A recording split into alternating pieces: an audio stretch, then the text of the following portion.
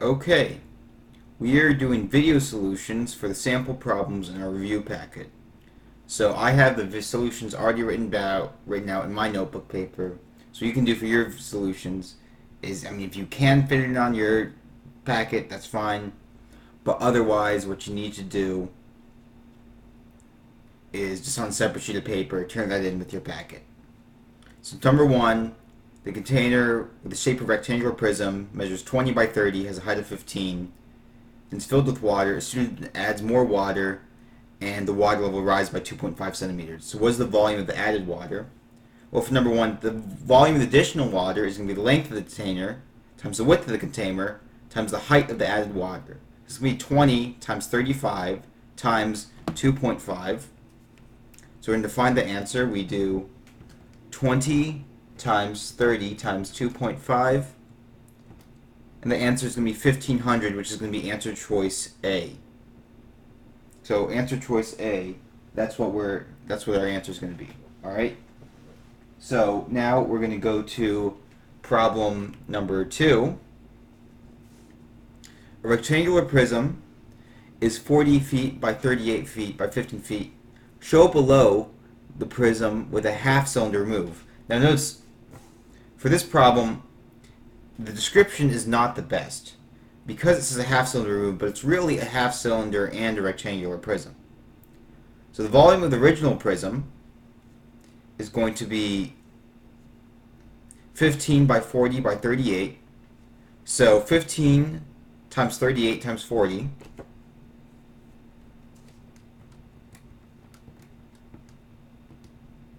That's going to be 22,800, as you can see on the paper. Then the volume of the removed prism, and you can see the removed prism right there, it's going to have dimensions of 18, because that's 38 minus 10, by 12 by 15. So 18 times 12 times 15, that's going to be 32,040. So I subtracted 32,040 from 22,800. And lastly, this half cylinder, it's going to have the volume of 1/2 a cylinder. So I do 1/2 times the cylinder formula. So that's going to be 1/2 pi r squared times h. So it's going to be 1/2. The radius is 9, because if this length is 18, the radius is half of that. So that's going to be 9 squared times 15. So the depth of the shape is going to be the height of the half cylinder. So we do 1/2 times 9 squared times pi times 15. That's going to give us 1908.51. Now, just the final answer, we just have to take the original volume and subtract it. So we have 22,800 minus 3240 minus 1908. So that's going to be 17,652. And so our answer choice here for problem 2, 17,651 is our closest answer. So we go with option D. All right. Let's move on to problem number 3. You can also see some work. So for problem number 3, it says an inflated round balloon. Sorry. Let's see what's the best way to do this.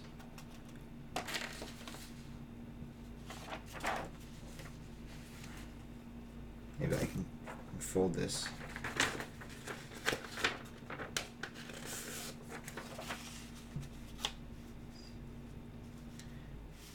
Problem number 3, an inflated round balloon with a radius r equals 50 centimeters holds approximately 523,000 cubic centimeters of air when the balloon is contracted such that the radius is 2/3 original size. What is the approximate volume of the partially deflated balloon? So what we're going to do is know that this is a sphere. And so what we need to do is look at the radius and evaluate a contracted radius. So the radius is equal to 50. So 50 times 2/3 is going to be, 50 times 2 is 100. 100 divided by 3 is 33.33. So the new radius, instead of being 50 centimeters, is 33.33 cubic centimeters. All right, or centimeters long. Volume of a sphere is 4/3 pi r cubed cubic centimeters. In this case, because our unit is centimeters. So our volume is 4/3 pi times 33.33 cubed. So that's going to be 155,093.8, or that's equivalent to 1.55 times 10 to the 5th. So that's going to be answer choice B. Answer choice B. To prove it, we can do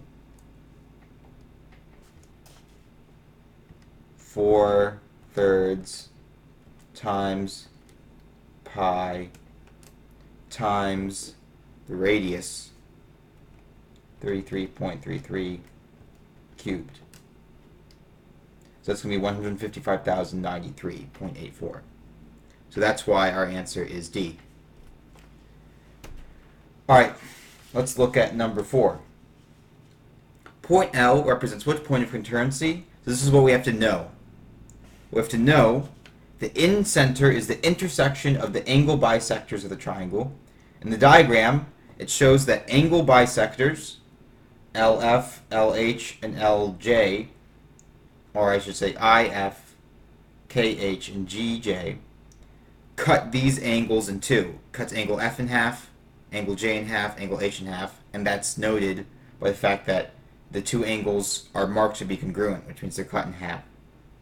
So we have to know that and use critical think to imply to know that point L is the incenter.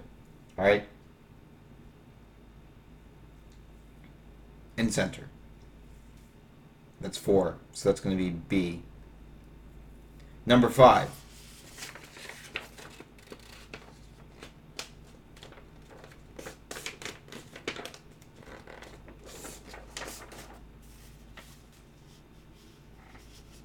Sorry. In parallelogram ABCD shown below, diagonals AC and BD intersect at E. What statement must be true? Well, we know that AE is congruent to CE because diagonals bisect each other, and that DE is congruent to BE. So therefore, DE is congruent to BE, and therefore the measure of AED is congruent to BE. AED is congruent to BEC. Sorry, I should have wrote BEC there. So that's alternate interior angles. So triangle AED is congruent to CEB. So these angles are congruent. These sides are congruent. These sides are congruent. So via the side angle side postulate, the diagonals of parallelograms bisect each other. So that means that it's going to be option 3. So C. Alright. Then number 6.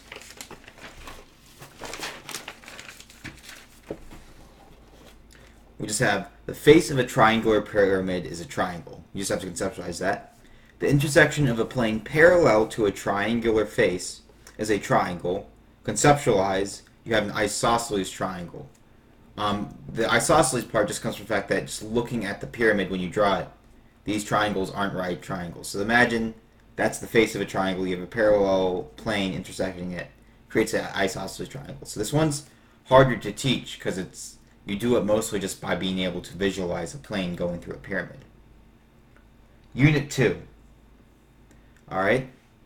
The area of a sector is theta over 360, which is the proportion of our central angle to the entire circle, times pi r squared, which is going to be the area of a circle. In this case,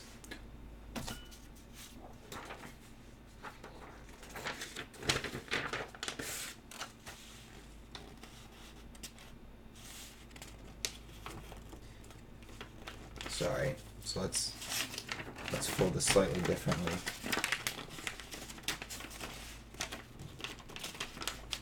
In this case, theta is 70, and the radius is 8. So theta is 70, and the radius is 8. So we have 70 over 360 times 8 squared times pi. You evaluate that in your calculator, and you will get 70 over 360 times 8 squared times pi. You evaluate that in your calculator and you get 39.09. So because of that, the 39 is the best answer, so we choose option C. In problem number 2, we have our proportion of circles, so we actually see it right here. So let's refold the problem. What is the value of x? So we need to know a property about circles and intersecting chords. And that is going to be that this chord, 15 times x, is equal to this chord, 10 times 9. So we can set up the algebraic equation, 15x equals 10 times 9. So then 10 times 9 is 90. So the next step, we say 15x is equal to 90. And the last step is, when we isolate x, we divide each side by 15. So we divide 15x by 15 and divide 90 by 15. The 15 cancels out, and 90 divided by 15 is equal to 6. Want proof? There you go. So x equals 6. Our answer is B, 6 units. For problem number 3.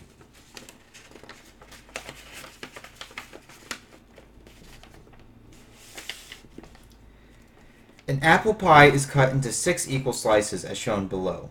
If the diameter of the pie is 10 inches, what is the approximate arc length of one slice of pie? The diameter is equal to 10, the radius is equal to 5. So that means one slice of the pie, there's 6 slices, has an arc length of 1/6 of its circumference. So let's go into why that is the case.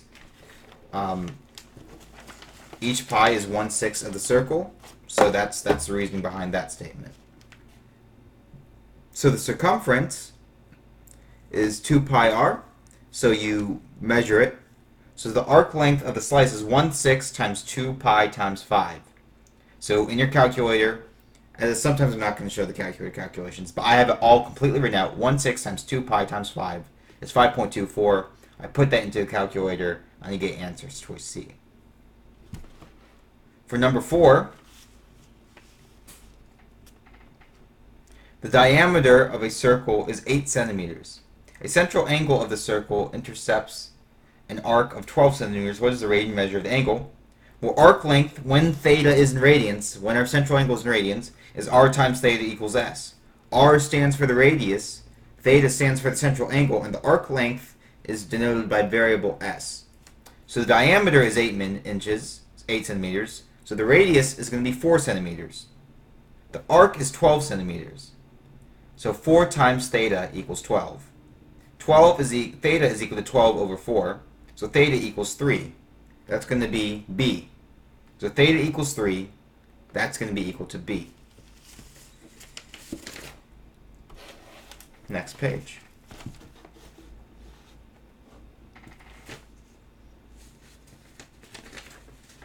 Number 5. Let's make another fold here.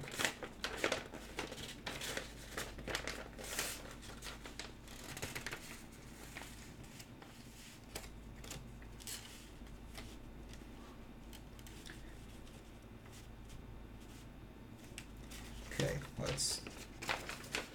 sorry. You can see all my work for 5 already. In the figure below, the larger circle has a radius of 6 centimeters and the smaller circle has a radius of 2 centimeters, what is approximately area of a shaded region?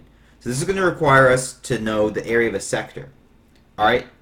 But for the area of the shaded region, we can find the proportion of our central angle over 360 times the area of the large circle minus the area of the small circle. So essentially, we're finding the area of this big slice, this full slice in both circles, subtracting the area of this slice in the smaller circle. That's what we're doing when we do the theta over 360 times the area of the large circle minus the area of the small circle. So when we evaluate this, we'll do theta over 360 times pi 6 squared minus pi 2 squared. And so our answer is going to be, we evaluate that out, theta over 360 times 36 pi minus 4 pi equals theta over 60 minus 32 pi, which is 8.377, which is close enough to 8.4, so our answer is D. You can also initially put the initial equation into your calculator. You just need to know that theta is 30, so you can do the equation 30 over 360 times, and we'll do double parentheses, pi 6 squared minus pi times 2 squared.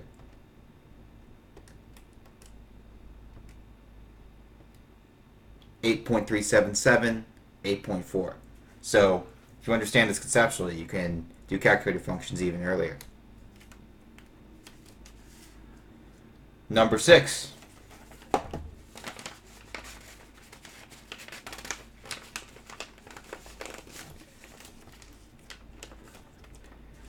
In the figure below, PR and SR are tangent to circle O. If OT equals 11, PR equals 60, what is the length of OR? Well, we have this length is 60, this length is 11. We know that a tangent hits the circle, creating a right angle. So this is a right triangle. So we just use the Pythagorean theorem and say 11 squared plus 60 squared equals OR squared. So OR squared is equal to 3721. So use our calculator to evaluate the square root of 3721, which is going to be equal to 61. So OR is equal to 61. So we just choose answer choice A. Alright. So once again, you need to know that it's a triangle, find the length of the triangle, use the Pythagorean theorem, and then use your calculator to evaluate the Pythagorean theorem.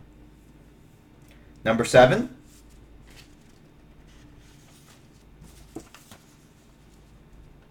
What equation of a circle that has a center 2, 3 and passes through 1, 1? So what we do is that we know the standard equation of a circle we have to memorize is x minus a squared plus y minus k squared is equal to r squared. And we plug in our point negative 1, 1 for x and y, and then we plug in negative 2, 3 for h and k. So we have negative 1, 2, 1, negative 3 is equal to r squared. So this is what we're doing to calculate r squared. So negative 1 plus 2 is 1 squared. 1 minus 3 is 2 squared. That's equal to r squared. So 1 plus 4 is equal to r squared. Well, 1 plus 4 equals 5. So r squared equals 5. We go back to the standard equation, which says x minus h squared plus y minus k squared is equal to r squared. We know r squared, so we can say r squared is 5. So we have the right-hand side of the equation, right? And then we know the center is going to be x opposite of the x coordinate of the center. So x plus 2 squared plus y minus 3 squared is equal to 5. So that's going to be answer choice A. So this problem needs you to understand the standard equation of a circle. Now we're going into Unit 3.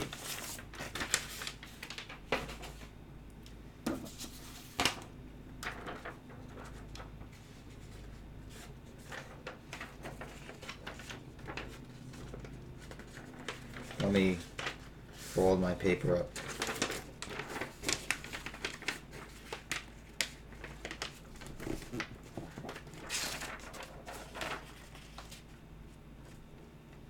A student wants to determine the most likely professor at college. What type of study would be the most practical to obtain this information? A simulation, experiment, a survey, or observation? Well, one is C, a survey. The survey is just an effective way at getting people's opinions. That's just the thick and dry of it. So you just got to know that a survey is the best way to get people's opinions on things. You have to run it right. but it's the best way to do it. All right, let's look at number 2.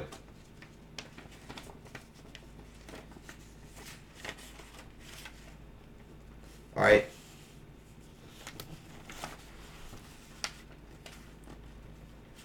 A principal wants to survey 150 students to determine which electives to offer during the next school year. There are 1,800 schools in school. Which procedure would the principal use to select using systematic random sample? Attain a list of all students. So you're going with a list. So that's not going to have any selection from the students. Start with the 8th student and then select every 12th student until 150 students have been selected. This is a systematic random sample. You have a system that has no bias towards students because you're just building off a list of students. So there's no bias towards any particular students, you just have a random list. And students are randomly selected by just their order in the list.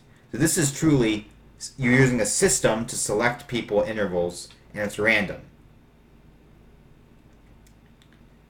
Select the first 150, so A is the correct answer. B, first 150 students that enter school, that's going to be self-selected to students that come early.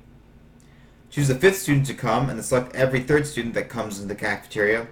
Well, once again, this is biased towards students that may enter the cafeteria early. You don't know if that would get a different type of student than ones that don't come to the cafeteria. And then, student stands on slip of paper and selects 150 slips. Well, 1, you don't know how you place the students' names from a piece of paper. And 2, that's not systematic. So answer choice for 2 is A. Systematic. 3.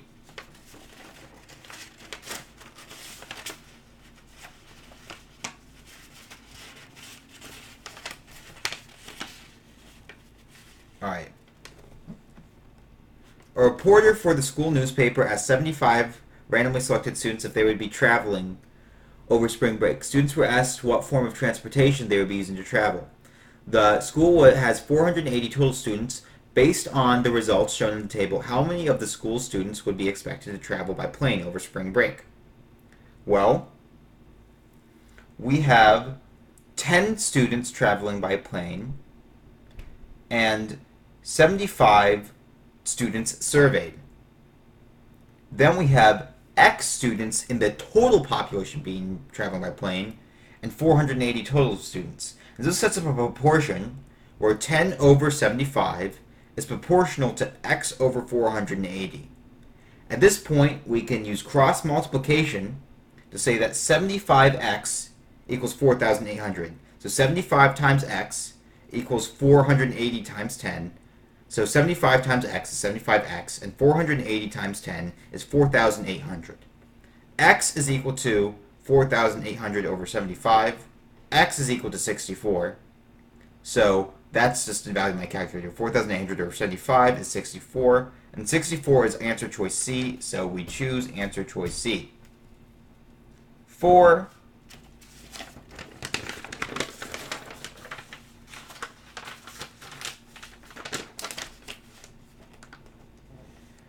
Tanner and Robbie discovered that the means of their grades in the first semester of Mrs. Merrill's mathematics class are identical. This and notes that the standard deviation of Tanner's score is 20.7, while the standard deviation of Robbie's score is 2.7.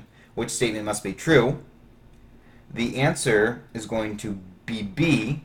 Robbie's grades are more consistent than Tanner's grade, and we know that because the lower the standard deviation, the less variance there is in grades. So the less your grades are going to change. So Tanner's grades might be like 100, 50, a 90, a 60, and Tanner's grades, and Robbie's grades, those are Tanner's grades. Robbie's grades might just be like 80, 80, 80, 84, 76, something like that.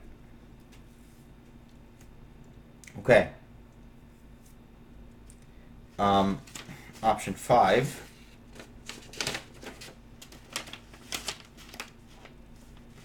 Sorry. So, school, let's see.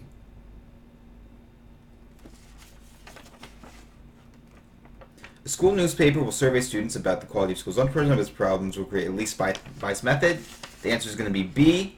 25 students are randomly chosen from each grade level. That just has the less bias. One has to be not biased and 2 has to be random. And so B is the only option where there's no bias towards any type of student, and it's random. For 6, a survey of a random sample of voters in North Carolina Senate race predicts that candidate A will receive 52% of the votes, candidate B will receive 48%, the margin of error is 3, based on the polling results who will win the election. The answer is D, all possible above. That's going to be possible, and here's why. The margin of error is 3% because it could swing 6% in any direction. So that means that 52 and 48 are less than 6% apart, so anything could happen. It's anyone's game. If one politician or one candidate was winning by more than double the margin of error, then that politician would have it in the bag. But they don't. So the answer is D. All of the above are possible. Okay, that's the statistics portion of our review packet. Let's move to Unit 4. Inverses. Fun. So, for our Unit 4, we say, which is the inverse of f of x is equal to 1.5x to the 4th power?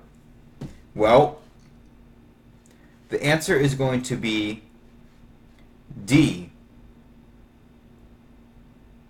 Oh, sorry. That's number 4. The answer is going to be C, the log of x minus 4 over 1.5. Let's go through the steps. F of x is equal to 1.5x to the 4th power. The first step for finding inverse functions, we switch f of x as y, so y is equal to 1.5x to the 4th power. I need to isolate the exponential function, so subtract 4 from each side. And I do that after switching the x and the y. So notice I switch the x and the y. I subtract 4 from each side, so I subtract 4 from the right side and 4 from the left side. And so x minus 4 is equal to 1.5 to the y.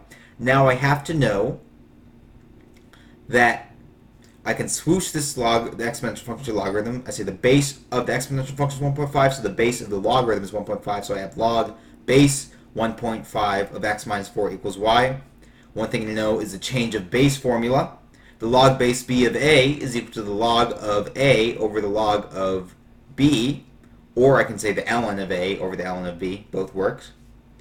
But so I can say the inverse of function, I have y isolated already, but I can say it's the log of x minus 4, the input, over the log of 1.5, the base.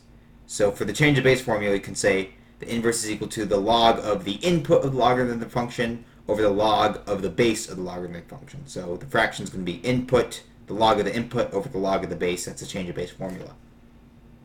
So that's going to be answer choice C, the log of x minus 4 over the log of 1.5. That's problem 1. Let's go to problem 2. F of x is equal to x minus y. You switch x with x with y is equal to x minus 9. Add 9 to each side. X plus 9 is equal to y. We've isolated the logarithm already, so f to the negative 1 of x, the inverse of the function, is equal to x plus 9. That's going to be answer choice B. Problem number 3. For inverse functions, you switch the input and the output. So let's see if I can...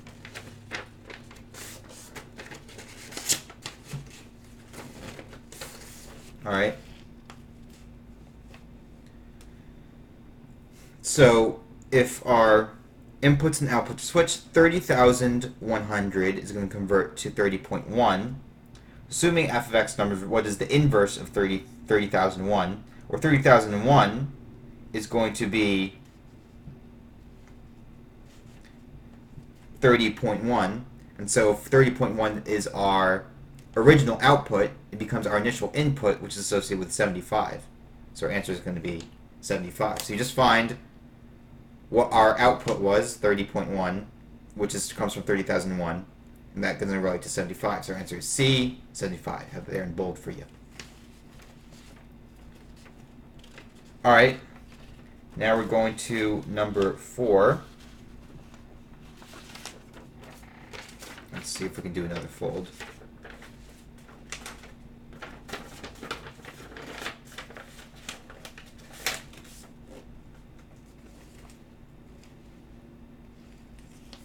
Alright, use the following graph of f of x for questions 4 and 5. If the minimum function is negative 0.5, negative 6.5. What is the domain that would produce the inverse function? Well, for 4, we have to know something. For the original function, the domain becomes the range of, converting from the original function to an inverse function, the domain becomes the range, and the range becomes a domain. So for this original function, the range, which is all y values, is that y has to be greater than negative 6.5. Because look at the y values. They're either equal to or greater than negative 6.5. Okay? So that's the range of the original function.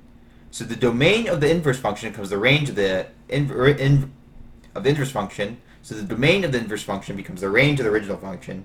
So if the range of the original function is y is greater than or equal to 6.5, the domain becomes x is greater than or equal to negative 6.5. So that's a negative 6.5, so we forgot to put negative 6.5 there. But it's x is greater than or equal to negative 6.5, so that's going to be answer choice D for 4. And for 5, it says what is f to negative 1 of 3? What's the inverse of 3? Of negative 3, sorry. You just go to negative 3 on your graph, and you're going to move right, and so you're going to have 1. And so you go to negative 3. If negative 3 is your y input, your x input is going to be 1, so you go right there, it's 1. And you might say, well, why is it not negative 1 point? Why is it not negative 0.5? Because that's what it is going for the left. But if we restrict our domain to be this part of the graph, so it passes the horizontal line test, it's just going to be 1. So 5 is D1. So make sure you show your work for all these problems. Okay, that's Unit 4. Let's go to Unit 5. So we're 30 minutes into the video. I'm hoping that this can just be an hour-long video.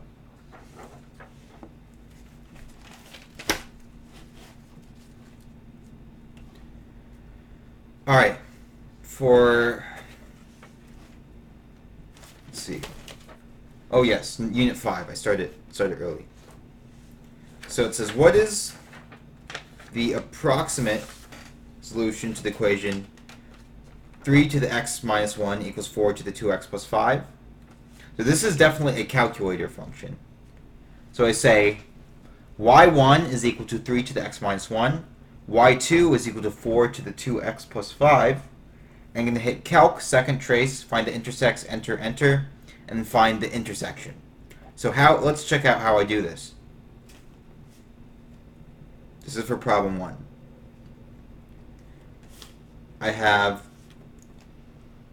y1 is equal to 3 to the x minus 1. Sorry, x minus 1.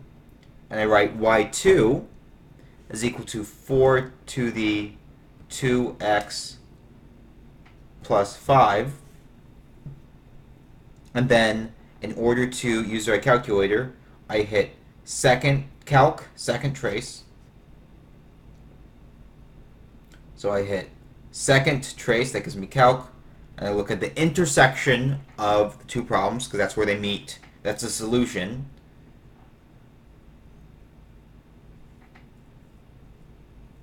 So that's the first function, 3 to the x minus 1. The next function is going to be 4 to the 2x plus 5.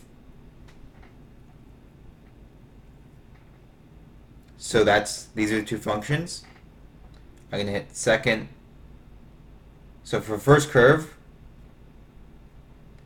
I guess for the first curve here.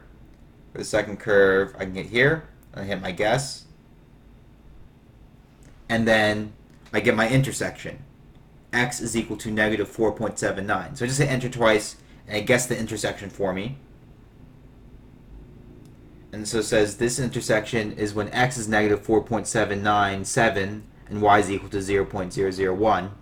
So it's told me the intersection of these two curves, and that's at x is equal to negative 4.797. So using our calculator, plugging the two functions and calculating the intersect, I have found the correct value for which is answer D. Okay, so that's problem 1 for Unit 5. Problem 2, which x function goes to positive infinity most quickly as x increases. The answer is going to be B, and you could graph all of these, and you could see that problem B and increases quickly, but this is just something you should intuitively know. Exponential functions increase really fast, more than polynomial functions and more than logarithmic functions. So you just got to know that. Exponential functions have the highest growth. That's why it's called exponential growth. So that's 2B. That should be a gimme. 3. What is the solution to the equation e to the x times e to the 2x is equal to 4? So e to the x times e to the 2x is equal to 4 is equal to, you need to load the odd exponents, e to the x plus 2x, because that's, think about it, that's e to the x times e to the 2x, so that's going to be e to the 3x is equal to 4. So whenever you have the same base and you're multiplying the exponential functions, you can add the two exponents together. So you have e to the 3x equals 4. Here's the example. X to the a times x to the b is x to the a plus b. An example, 2 to the 2 times 2 to the 3 is 2 times 2 times 2 times 2 times 2, which is going to be 2 times 2 times 2 times 2 times 2, which is 2 to the 5th power. And 2 plus 3 is 5. Alright, so that's our example. Back to the problem. E to the 3x equals 4. The log base e of 4 equals 3x. So the ln of 4 equals 3x. So x is equal to the ln of 4 over 3. So that's going to be answer choice D. Alright. So the ln of 4 over 3. And that's going to be ln of 4 over 3 right there. So we have to know the log base e is ln. We need to know our law of exponents. We need to know how to convert from an exponential to a log. And then lastly, we need to know how to solve x by dividing by 3. So that's simple algebraic rules. So a lot of rules being tested there. But once you know it, you know it.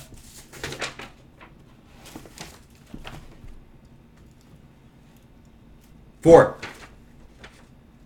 Solve for x. 6 to the 3x equals 30. Log base 6 of 30 is equal to 3x. X is equal to 3 times the ln of 5. B is... Oh, so those are the answer choices. So let's look at this problem. 6 to the 3x equals 30. So we convert to the logarithm. Log base 6 of 30 is equal to 3x. So x is equal to the log base 6 of 30 over 3. So this is going to be equal to, once again we use the change of base formula. So we can say the log base 6 of 30 could be equal to the ln of the input over the ln of the base. So we could say this is equal to the ln of 30 over the ln of 6. And then we could divide that by 3. And so that's going to be the ln of 30 divided by 3 times the ln of 6. Because you divide by 3, that 3 becomes a coefficient on the denominator. So that's going to be answer choice D. ln of 30 over 3 ln of 6. Or once you get it into this point, you can plug this into your calculator, have it spit out a result, and then evaluate all your answer choices in your calculator and find that these are equivalent. Right here. Okay. Number 5. Let me refold it. A single microscopic organism divides into 2 organisms every 3 days. Use the formula n of t equals n sub 0 2 to the t over 3, where t is the time in days, n of t is the number of organisms at t days, and n sub 0 is the number of organisms at t equals 0. Approximately how long would it take for one organism to produce a population of about 10,000 organisms? So you have to read this and set it up. Alright? So n of t is equal to n sub 0 of 2 to the t over 3. So that's going to be 10,000 is equal to 1, our starting population, times 2, the growth rate, over t over 3. So with that equation, we can rewrite this exponential logarithm and say log base 2 of 10,000 is equal to t over 3, which means t is equal to 3 times log base 2 of 10,000. Then we use our calculator.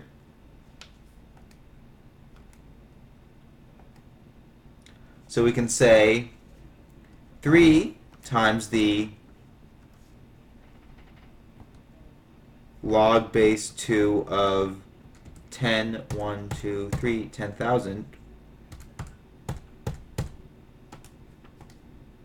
39.86. So that's approximately equal to 40, and that's equal to D.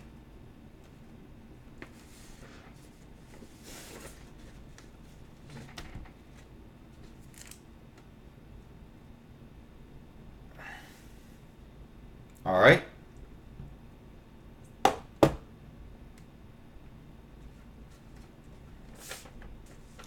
Number 6.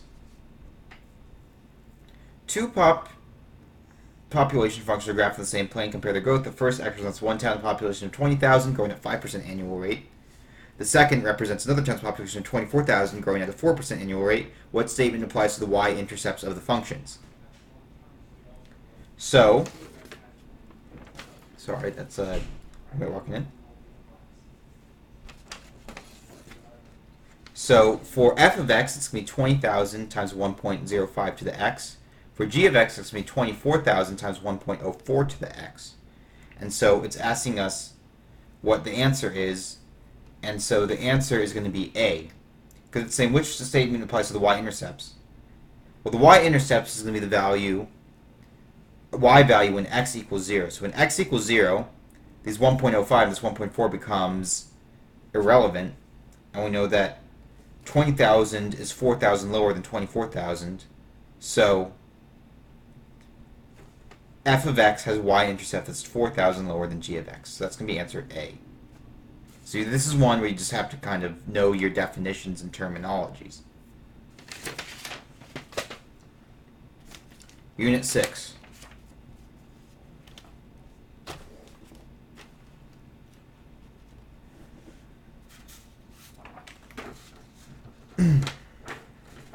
F of negative 3 plus 2 times f of negative 1 plus minus f of 4.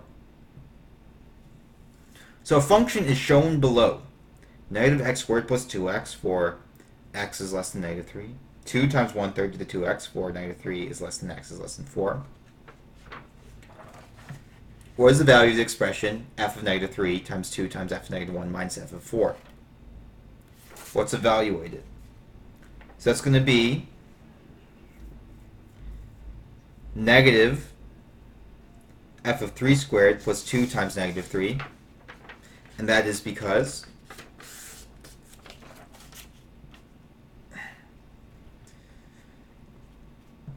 that goes with the first function, because the negative 3 goes with the first function when x is less than or equal to negative 3. So it's going to be negative 3 squared plus 2 times negative 3. Then we have 2 times f of negative 1. Negative 1 is going to go within the second function, so that's going to be 2 times 2 times 1/3 to the 2 times negative 1 power minus f of 4, which is going to be negative 8. 4 is going to go in the third function. It's going to be 2 times 4 minus 5 over 4 minus 7. So it's going to be 8 minus 5 over 4 minus 7. So it's just, and each step is just simplifying more and more.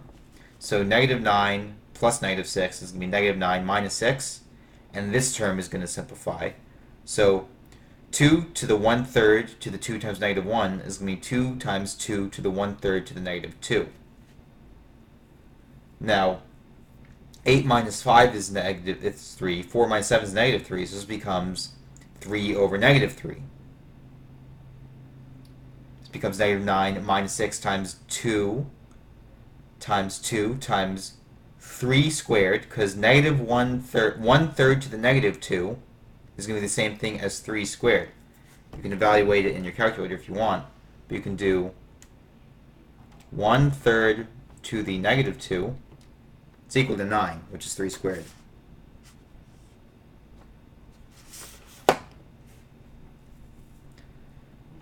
So we have negative 9 minus 6 plus 2 times 3 squared minus 3 over negative 3. So it's become negative 9 minus 6 plus 2 times 9 minus negative 1 is going to be plus 1.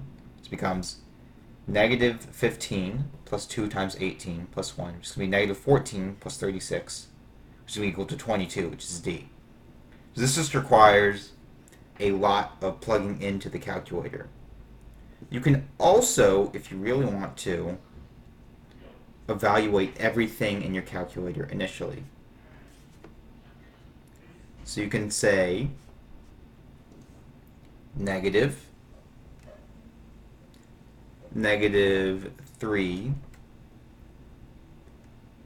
squared plus 2 times negative 3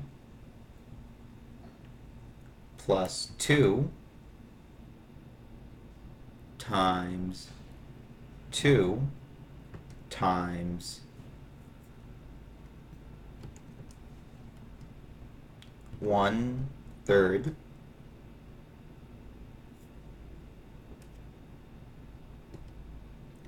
to the 2 times, in this case x is negative 1,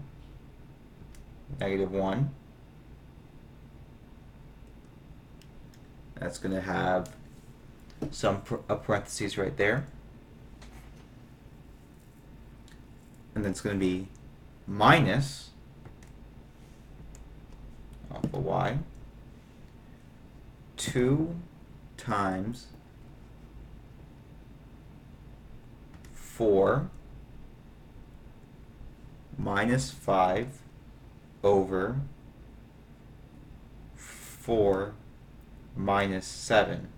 And so that took a while, but we plugged everything in, and we're going to get our answer 22. We're going to spit out our answer 22, which is D. So if you know how to plug this into a calculator, you can evaluate it at D. Okay, that's problem 1. Let's go to problem number 2. The system's equations is shown below.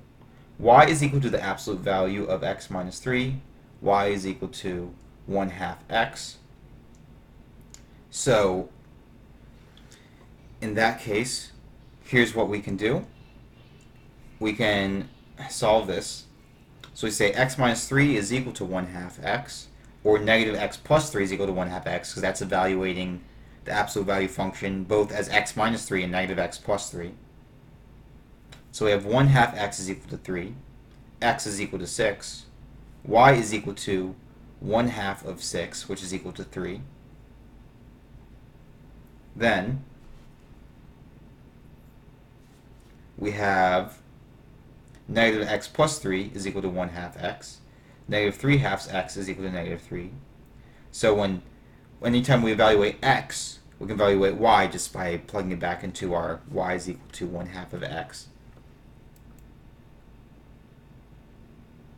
Alright? So we have coordinates of 6, 3, and then we have coordinates of 2, 1. So when we have coordinates of 6, 3 and coordinates of 2, 1, we can find the distance between the 2 points of intersection. So we can use the distance formula, the square root of x2 minus x1 plus the square root of y2 minus y1 squared. So it's going to be 6 minus 2 squared plus 3 minus 1 squared. Take the square root of the whole thing.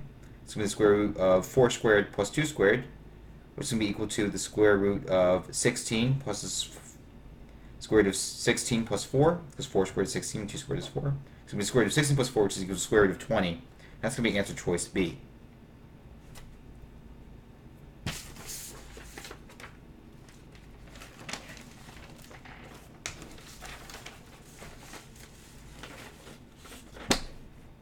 For answer choice 3, you say, a pool shows that it is likely that with a margin error of plus or minus 2 percentage points, that 78% of those randomly selected from population would vote for a particular candidate.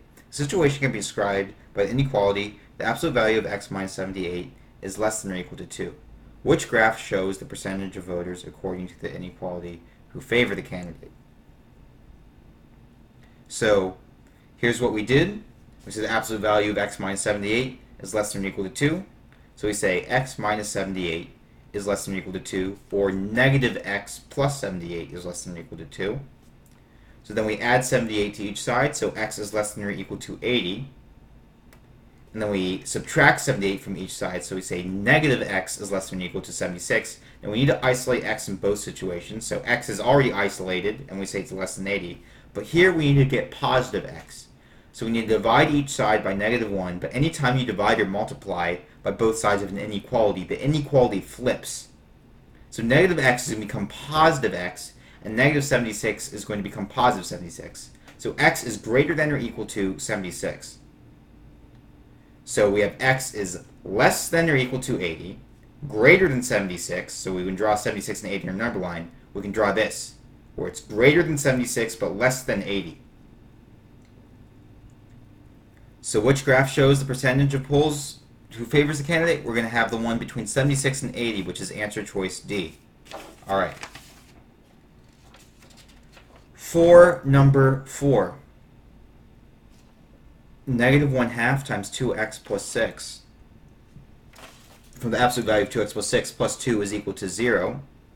So we need to solve that. So what we have to do is do some good old-fashioned algebra. First step, we isolate the absolute value term, and we do that first by getting rid of the constant. So you subtract 2 from each side. So you get negative 1/2 times the absolute value of 2x plus 6 is equal to negative 2. Your next step is to divide each side by negative 1/2. So negative 2 divided by negative 1/2 is positive 4. Double check and calculate if you like to. So you have the absolute value of 2x plus 6 is equal to 4. So because the absolute value of 2x plus 6 is equal to 4, then you can say 2x plus 6 equals 4, and negative 2x minus 6 equals 4. So 2x is equal to negative 2, and negative 2x is equal to 10. So you have x is equal to negative 1, and you have x is equal to negative 5. So that gives us answer choice C. Because our answer choice C is x is equal to negative 5 and x is equal to negative 1. How do we solve that? Well, you have 2x plus 6 equals 4. So you have 2x plus 6 equals 4, negative 2x minus 6 equals 4. And then here are my steps to show algebra. Subtract 6 from each side, divide by 2. Add 6 to each side, divide by negative 2. For number 5, f of x is equal to 2x squared plus 8x, and g of x is equal to 2x, and h of x is equal to x plus 4. So f of x minus g of x times h of x. Well, g of x times h of x. First we evaluate g of x times h of x because we always multiply first using the order of operations. So that's going to be x plus 4 times 2x. 2x times x is 2x squared, and 2x times 4 is 8x. So g of x times h of x is 2x squared plus 8x. Then we have f of x minus g of x times h of x. And we have f of x is 2x squared plus 8x, and g of x is 2x squared plus 8x. So f of x minus g of x is 2x squared plus 8x minus 2x squared plus 8x. So anything divided by or subtracted from itself is 0. So we have 2x squared plus 8x minus 2x squared plus 8x is equal to 0. So our answer choice is A, 0. All right. That was number 5. So we are done with Unit 6. And we have Unit 7, 8, and 9 left. So this video is probably going to go a little bit over an hour, but that's okay. Polynomials. Probably one of the more heavily tested units, so pay close attention to this section. Pay close attention to all sections, but pay especially close attention to this section. Number 1. Suppose p of x is equal to x cubed minus 2x squared plus 13x plus k. So we don't know the constant k for this polynomial. The remainder of the division of p of x by x plus 1 is negative 8. What is the remainder of the division of p of x by x minus 1? So, in order to first solve for k, first we need to solve for k. Once we solve for k, we can either use the remainder theorem or long division or synthetic division to find the remainder of the full polynomial divided by x minus 1. But first we need to divide by x plus 1, keeping k as a variable we need to solve for in order to find for k. So let's do that. We're dividing x cubed minus 2x squared plus 13x plus k divided by x plus 1. And this time I'm going to use synthetic division. I take the x plus 1 and I change the sign from plus 1 to minus 1, and I set it up. So I have negative 1 are going to be our term that's boxed. Then I have coefficients of 1x cubed, negative 2x squared, 13x, and k as our constant. And for synthetic division, I bring that 1 down. So we just have a 1, then I multiply what's in that box, and then I add down. So 1 times negative 1 is negative 1. 2 plus negative 1 is negative 3. Negative 3 times negative 1 is positive 3. 13 plus positive 3 is positive 16. Positive 16 times negative 1 is negative 16. And then we have this equation where k plus negative 16 is equal to 8. Because we're told that the remainder is negative 8. So we have k plus negative 16 equals negative 8. So k minus 16 equals negative 8. Solving algebraically, I add 16 to each side, so I have k is equal to negative 8 plus 16. So I have k is equal to 8. So now I know that k is equal to 8, so that when we divide the p of x by x minus 1, we can say that our coefficients are 1, negative 2, 13, and 8. And because we're dividing by x minus 1, we switch the sign from negative 1 to 1 in our box. We bring 1 down, 1. 1 times 1 is 1. Negative 2 plus 1 is negative 1. Negative 1 times 1 is negative 1. 13 minus 1 is 12. 12 times 1 is 12. And 8 plus 12 is 20. And we always reduce the degree for our answer by 1. So we go from an x cubed term to an x squared term. And for a leading term. And so we have x squared minus x plus 10. And then our last term for synthetic division is the remainder. So it's going to be plus 20 over x plus 1. That's solving the polynomial completely, but the remainder is 20, so we're going to have answer choice D. So that's problem 1. For problem 2 is going to be a heavy calculator problem, and you're also going to have to be able to interpret it. So let me fold the paper and we can get on with it.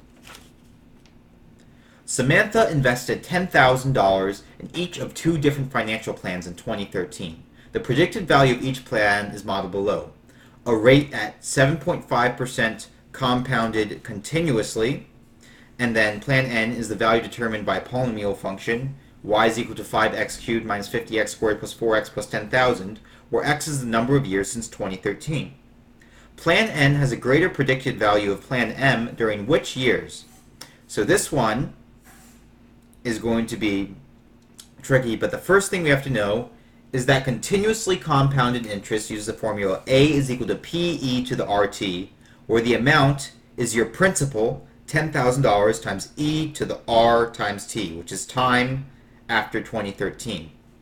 So what we have to do is going to have to plug plan M to the calculator and plug plan N into the calculator.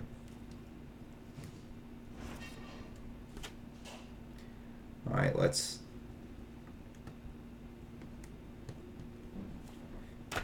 see if we can get this to show in just a second. Sometimes it takes a while for showing earlier.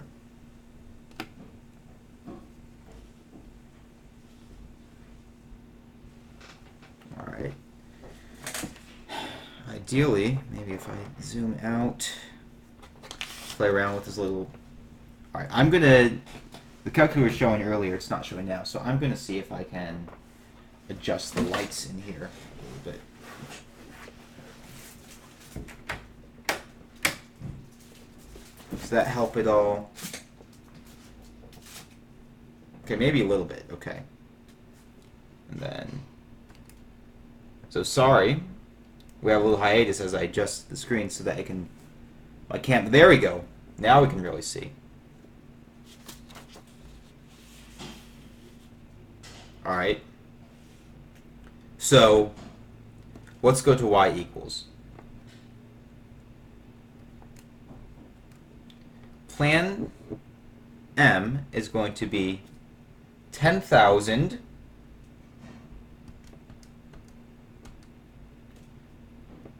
times second division sign e to the interest rate. So the interest rate at 7.5% is going to be 1.075. So you got to be able to convert a percentage into a decimal times t. So that's going to be a variable here, so I'm just going to call that x. So that's y1, and y2 is going to be 5x cubed minus 50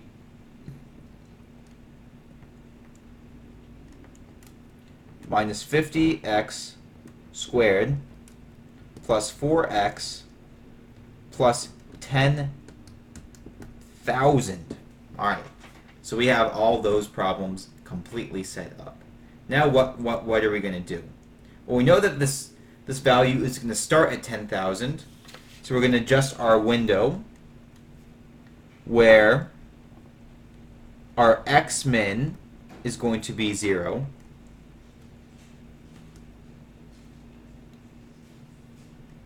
And our x max is going to be 100, because we're only looking out really less than 100 years in the future.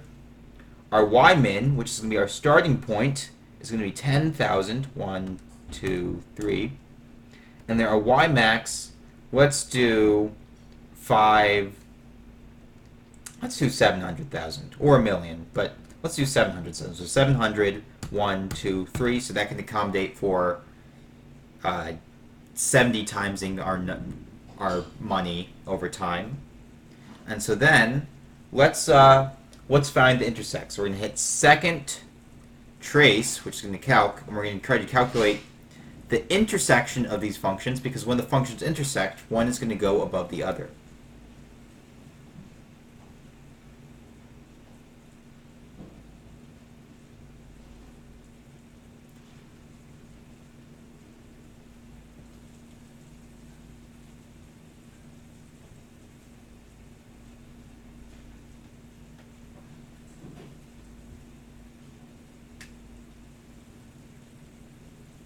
Alright, let's double check the functions. It's going to be, 5.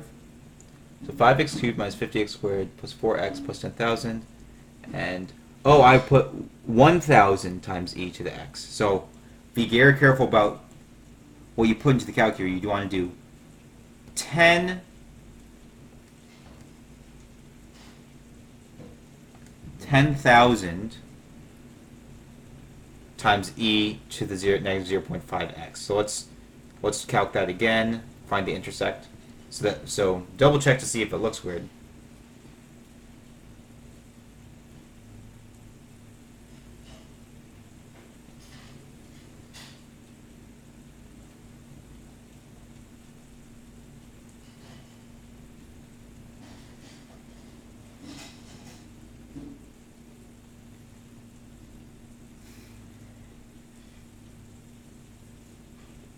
Let's do first curve, second curve.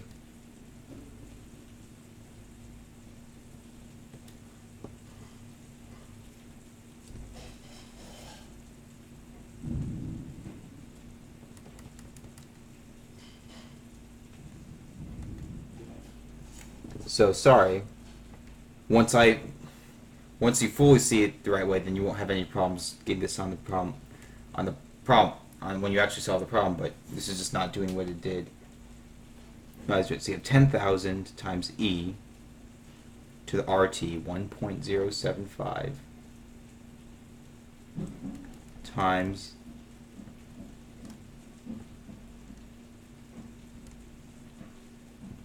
x. Then we have our window.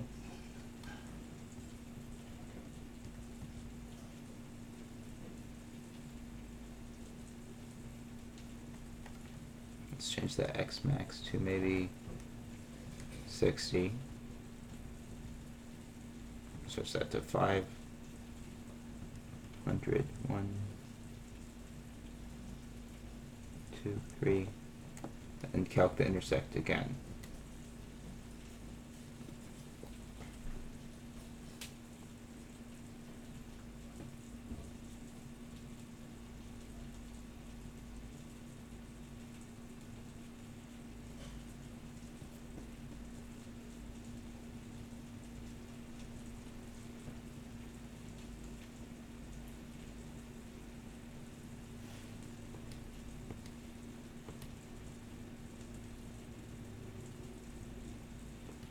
Okay, so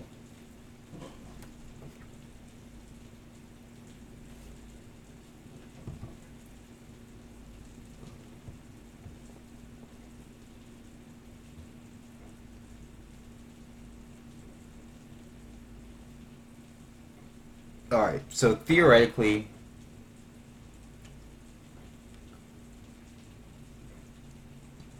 if you hit second, you'll have the window x min equals 0, x max equals 100, y min is 10,000, y max is 1,000,000, second trace calc, intersect, enter, enter, enter. The intersection will be 28.34 and 83788. So you can just skip ahead for this part. But I'm going to try this one more time where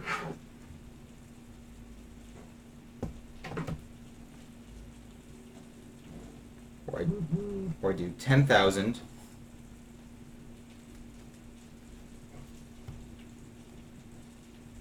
times e to the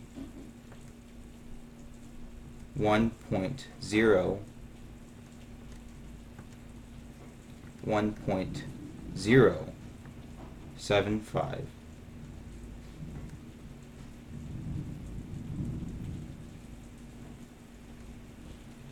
times x. And then we have 5x cubed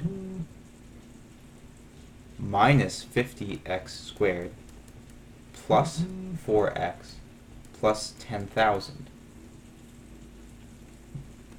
Then I go to our window.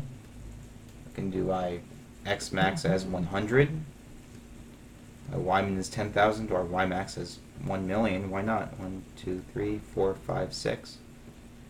And I'm going to hit second calc, intersect 5.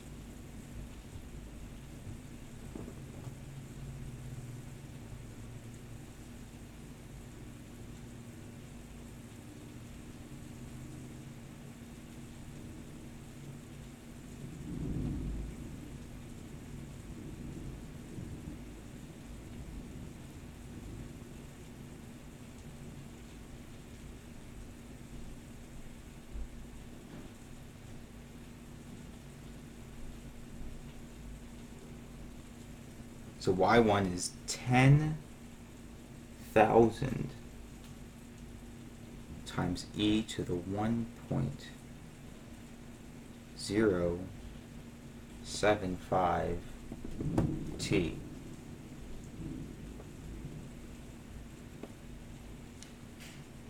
So that's the first curve.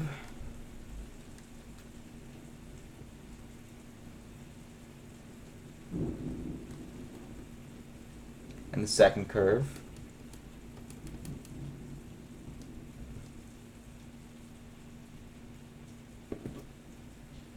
And you have an error. So it's not directing this. So, I mean, the correct answer is C. If you had got what I got, you'd get no problem. You get the signs don't change. But the answer is C, so I'm just, for some reason, the calculator's not showing it. So I'll have you guys, I'll let you know, it's like completely skip for the first 10 minutes of this problem. No.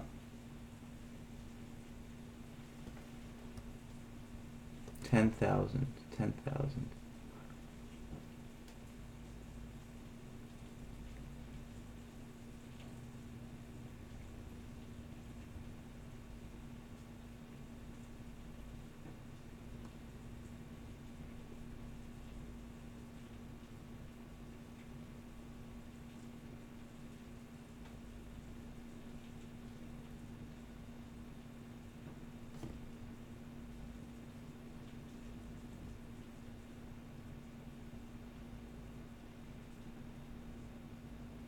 Yeah, I don't know why it's messing up like that.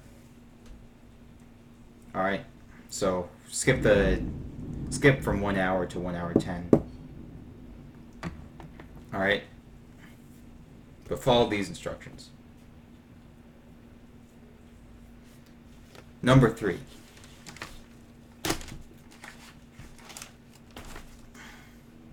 The volume of a prison is x cubed minus 2x squared minus 20x minus 24. So the length is x minus 6. Divide the volume of the prism by the length to get h times w. By the way, we're dealing with this problem. So, and the width is going to be x, or w in this case, but we use the variable x. So let's use polynomial long division. X cubed minus 2x squared minus 20x minus 24. Divide that by x minus 6.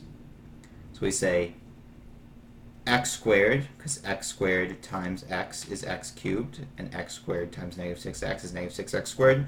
So we parentheses, subtract down, x cubed minus x cubed is 0. Negative 2x squared minus 6x squared is 4x squared. Then you have 4x squared minus 20x squared minus 24, and then you have negative 4x squared minus 24x minus 24. So you have 4x squared minus 4x squared, which is 0. Negative 20x minus 24 minus negative 24x is 4x. And you bring down the 24, you have 4 times x is 4x. So we have 4x minus 4x, and 24 minus 24 is 0 and 0. So our result for polynomial long division is x squared plus 4x plus 4. So then we have x squared plus 4x plus 4, and we just need to factor it. Well, what multiplies to 4 and adds to 4? That's going to be 2 and 2. So we have x plus 2 and x plus 2. So our width is x plus 2, and our height is x plus 2. So we have x plus 2 and choice A. Alright, so that's 1, 12, 29.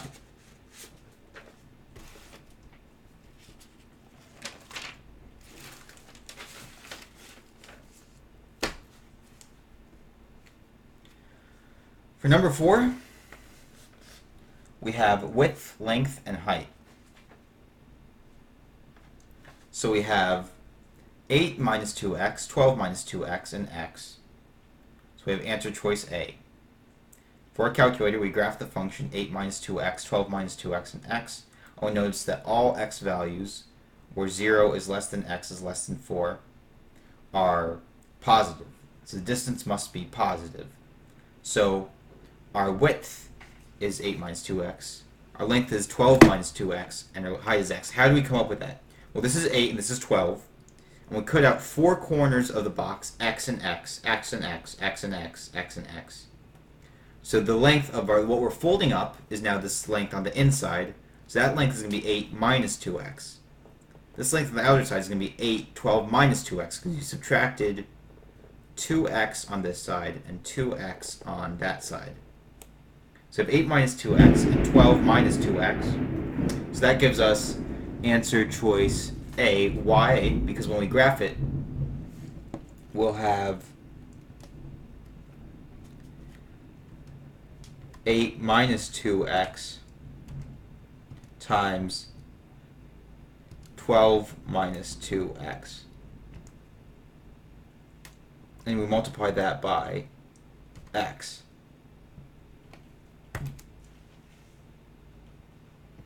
Alright. So that's going to be answer choice A. Why? Because when we calculator, we'll graph the function. Oh, let me change the window.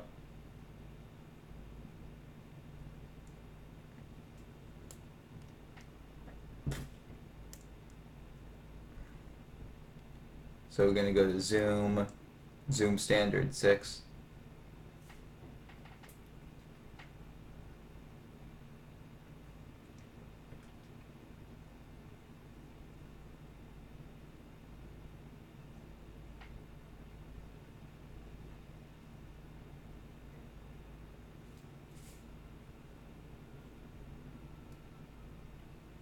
All right.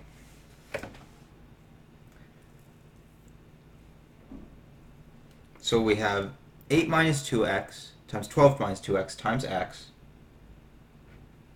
And when we graph it, notice that all positive x values are in between 0 and 4. I guess you have positive x values when x gets higher and higher and higher, but that's what's the case for right here.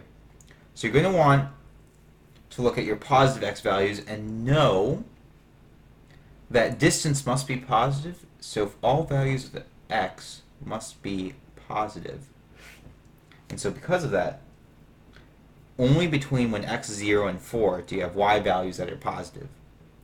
So the width is only positive when x is in between 0 and 4, so our domain is going to be x is in between 0 and 4. So that's going to be number 4.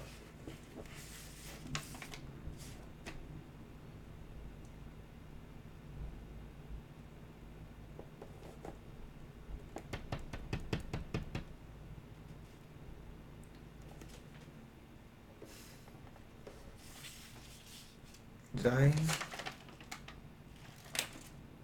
Yeah.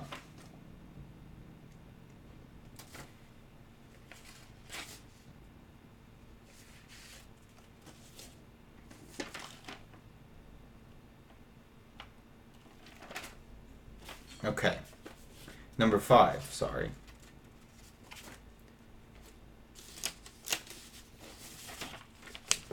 We need to maximize the volume of w plus 2w and 3 minus w in the calculator. So we have x plus 2, x, and 3 minus x.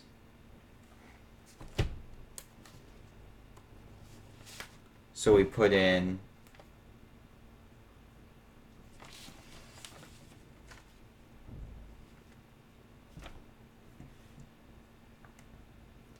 x plus 2 times x times 3 minus x. And then we're going to hit second calc, find the maximum.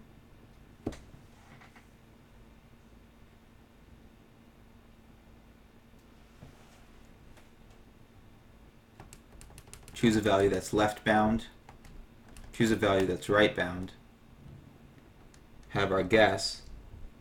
And our guess is going to be 1.76, and where y is 8.2. So 1.76, well, that's close enough to 1 3/4, 1.75. So answer choice is C, 1 3/4. That's the closest answer choice, C, 1 3/4. So use your calculator to find the maximum. All right, for number 6, for our polynomial, we switch the signs for the constant added to x. And then for the answer choices, we can use the remainder theorem for a and b. So what we do is, if we're dividing by x minus 3, for which binomial is a factor of x minus 3. By the way, we can find out whether it's a factor of the polynomial by dividing the factor by the polynomial and coming up with the remainder of 0. For a, if x minus 3, we can evaluate f of 3, get 24. Know that 24, you have a remainder of 24, so if you have a remainder, it's not a factor. So though a is wrong. For b, x plus 1, you find f of negative 1, switch the sign. Evaluate the polynomial, find that your answer is going to be negative 8. Wrong, that's not a factor. And then, for choice C, you get x squared minus 1, and then x squared plus 3. Here you can't use synthetic division, you have to use long division. So we can choose C or D. We've narrowed it down, so if C produces a remainder, then the answer choice is D. If D produces a remainder, the answer choice is C. Or if C doesn't produce a remainder, the answer choice is C. And if D doesn't produce a remainder, the answer choice is D. So let's use long division. X squared plus 3, x cubed minus x squared plus 3, x plus 3. Long division, x cubed plus 3x, subtract down, 0 and 0. Then you have negative x squared minus 3, negative 1. Negative 1 times x squared is negative x squared. Negative 1 times 3 is negative 3. So negative x squared minus x squared and negative 3 minus negative 3 all cores out to 0, so you have no remainder. So D is the factor. So this one, you had to do guess and check by either the remainder theorem or division. So A little tricky, but you can get it done.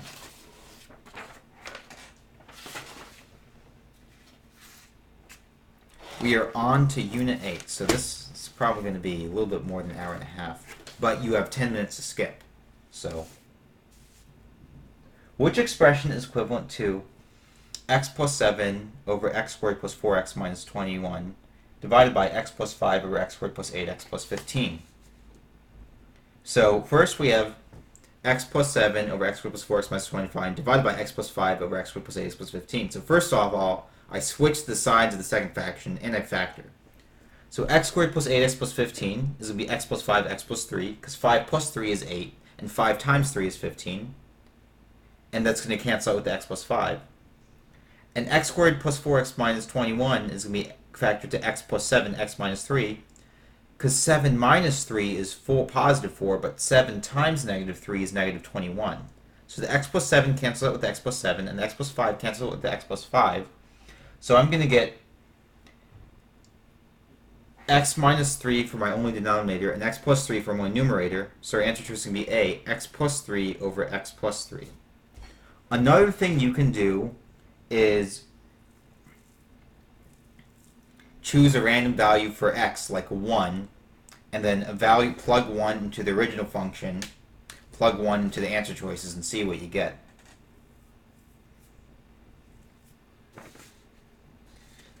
Alright, for number 2, a company manufactures DVDs. The company spends about $247,000 to develop the process for manufacturing the DVDs. The company spends additional $125 to manufacture each DVD. Which function represents the average total cost per DVD Y for the company to manufacture X total DVDs?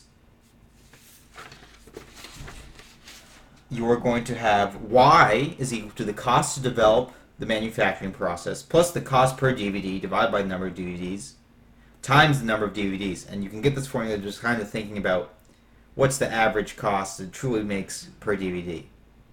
So that's going to be 100.25x plus $247,000 divided by x, where x is the number of DVDs, 1.25 is the cost per DVD, and $247,000 is the amount to develop the DVD. And so that's going to be equal to answer choice D. So 2 is really about conceptualizing what it's asking. For 3 requires some conceptual thinking. 5 tractors plow a field in 4 hours. So we need to find out how long it will take for 3 tractors to plow a field. If 5 tractors plow a field in 4 hours, then 5 tractors plow 1/4 of a field in 1 hour. If 5 tractors plow 1/4 of a field in 1 hour, 1 tractor plows 1/4 times 1/5 of a field in 1 hour. So that's 1/20. So 1 fat tractor plows 1/20 of a field in 1 hour.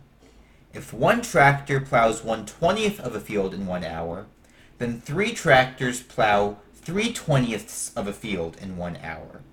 If 3 tractors plow 3/20 of a field in 1 hour, then 3 tractors can plow 1 field in 1 divided by 3/20 of an hour.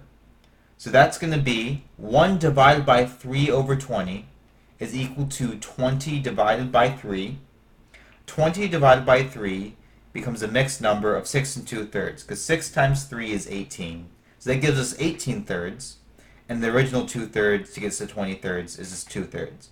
So 20/3 is considered 6 2/3. So our answer is going to be A, 6 2/3 hours.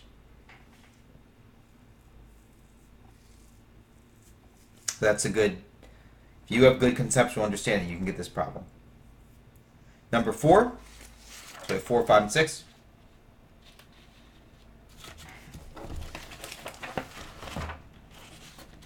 Alright. What are the vertical asymptotes of the function 4x squared minus 100 over 2x squared plus x minus 15? So here we want to do some factoring. So first of all, for the numerator, this is not going to matter, but it's good practice.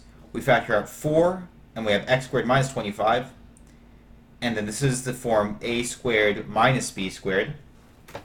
So this is going to be 4 times a plus b and a minus b.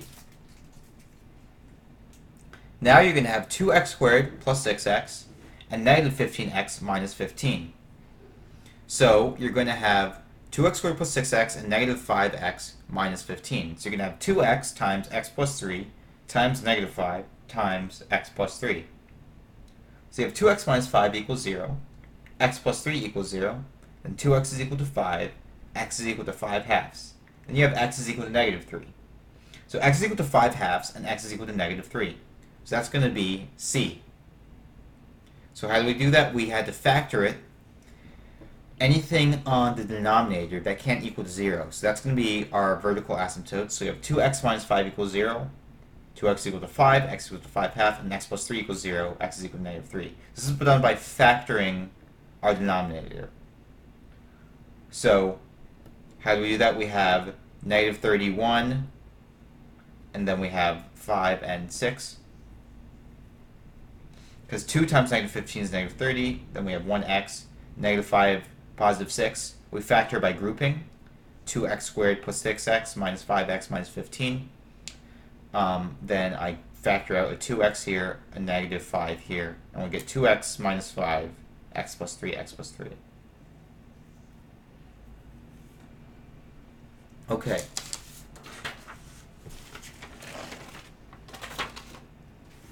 We're to the last 2 pages of my notebook. Ooh, this is a marathon. 5, x squared minus 2x plus 2. So we have x plus 2 is equal to 4 over x minus 2. And so what we can do is that we can, the best way to do this is to do a calculator graph, x plus 2 minus 4 over x minus 2. And then we can see the zeros at negative 2.8 and 2.8. And we know that we can find out that 2 root 2 is equivalent to 2.8. Fun fact, know that root 2 is approximately 1.4. So 2 root 2 is about 2.8. So, or you can just plug the answer choices in the calculator. So you can say that, for example, well, let's go to mode and clear. You could do that negative 2 root 2 plus 2 is negative 8.28. And then we could say 4 divided by negative 2 root 2 minus 2 is the same thing. So negative 2 root 2 is the only option for answer choice A. So you could evaluate that and then say, oh, the correct answer is A. So instructions are here. I also showed you how to plug it in. Number 6. Simplify. 1 over y minus 1 over x over 1 over y plus 1 over x. Get a common denominator, x over x, y over y, x over x, y over y. So we get x over xy minus y over xy is equal to x over xy plus y over xy. So then I can combine like terms and I can say x minus y over xy over x plus y over xy is equal to x minus y over xy divided by x plus y over xy.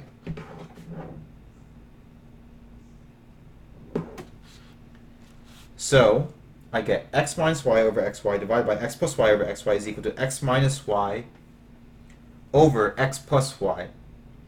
So I get x minus y over x plus y. You see all my work here, so just follow the steps. That's answer choice A. Okay, we are in the last unit, trigonometry.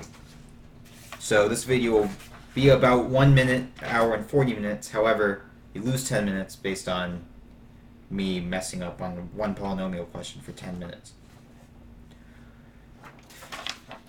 So William put the tip of his pencil on the outer edge of the graph, of the unit circle at the point 0, -1, he moved his pencil tip through the angle 4π/3 radians in the counterclockwise direction along the edge of the circle. At what angle did the unit circle did William's pencil tip stop? Π/3, 5π/3, 7π/6, and 5π/3. So, how do we do it? We start at -1, 0, which is 3π/2, not -3π/2. Alright? And then say 3π/2 plus 4π/3, because we're moving 4π/3 in the right direction. So that's going to be, find the equivalent fraction. So that's going to be 3π/2 becomes 9π/6, 4π/3 becomes 8π/6. So multiply each side by 2/2, multiply each side by 3/3.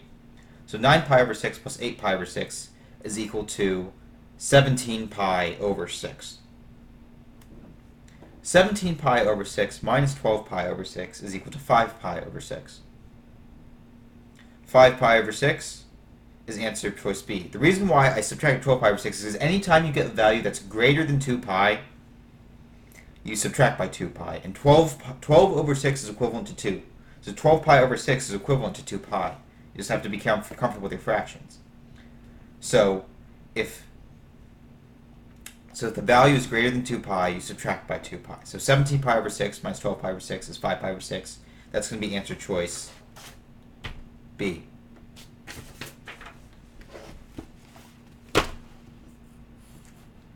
For number 2,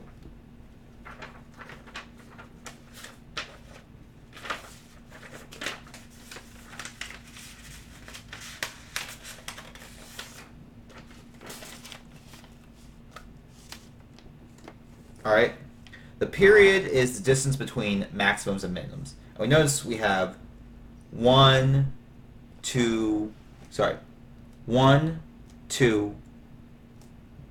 so from our origin to pi, we have 1, 2, 3 to -pi, and 1, 2, 3 to +pi. So it's 3 units on the x-axis equals pi radians. And we can notice that our maximums are 1, 2, 3 units apart, and our minimums are 1, 2, 3 units apart. So our maximums or minimums are pi radians apart. So the period is going to be d, pi. For our amplitude, the amplitude is the distance from the midline to the maximum or minimum. And here the distance from our midline, which is at the origin, to our maximums or minimums is 2. So distance has to be positive. So our amplitude is 2. That's going to be A. 4. How are the cosine and sine of 30 and its complement related? Here you can evaluate every single one in your calculator and see if it's true. The sine of 30 and the cosine of 30 are both 1/2. Mode, degree. The sine of 30 is 0.5 1/2, but the cosine of 30 is not 0.5 1/2. So these are both wrong. So the A is wrong. For B, the sine of 60 and the cosine of 60 are both 1/2. Well, we just found out the sine of 30 is 1/2, so we know the sine of 60 is not 1/2, so C is wrong. The sine of 30 and the cosine of 60 are both 1/2. Well, the sine of 30 is 1/2. What about the cosine of 60? Hey, the cosine of 60 is already 1/2, so in your calculator you can know that the answer choice is B. Also, if you have your unit circle memorized, this answer will pop right out of you. But if you don't have a unit circle memorized, use your calculator. Sine of 30, cosine of 30, cosine of 60, 0.5, sine of 30, 0.5. So the sine of 30 and the cosine of 60 are both 1/2. You also got to know 0.5 equals 1/2.